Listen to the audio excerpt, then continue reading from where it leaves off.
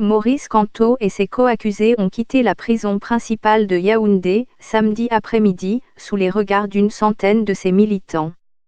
Si vous savez pourquoi vous vous battez, quelle que soit la durée du combat, vous aurez la victoire, a lancé M. Kamto à ses partisans. Rentrez chez vous en paix, leur a-t-il dit ensuite.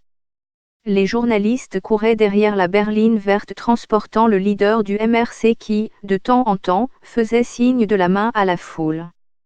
Un cortège de voitures s'est ébranlé de la prison de Yaoundé, transportant ses co-accusés Christian Panda Ekoka, ancien conseiller économique de Paul Biya, le rappeur Valsero, Paul-Eric King, Panda Ekoka et le professeur Alain Fogg, le premier à lâcher un mot en direction de la presse, « Je serai libre quand le Cameroun sera libre ».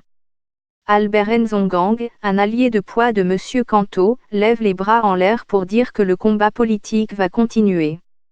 Maître Michel Ndoki, co-accusé de Maurice Kamto, est souriante.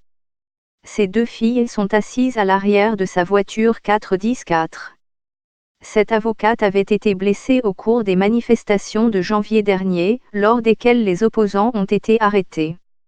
Maître Ndoki espère que les autres détenus seront libérés. Je suis très contente de retrouver ma famille. Maintenant on a encore beaucoup de chemin à parcourir pour la libération de tous, a-t-elle lancé à la foule.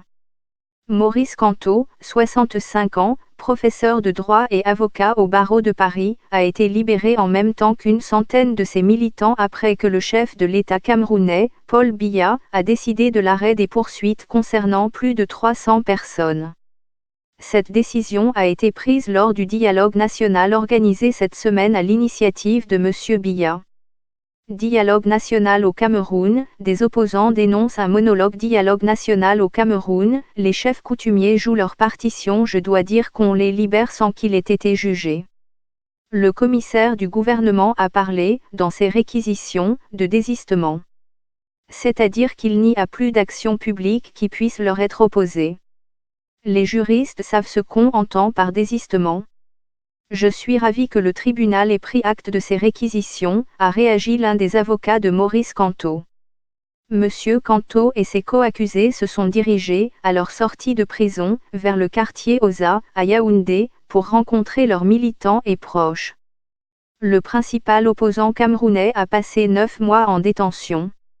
Il était poursuivi pour plusieurs charges, celles d'insurrection notamment. Maurice Kamto a été arrêté pour avoir appelé à des manifestations contre la réélection de Paul Biya en 2018. Au terme du scrutin, il était arrivé deuxième, derrière M. Biya.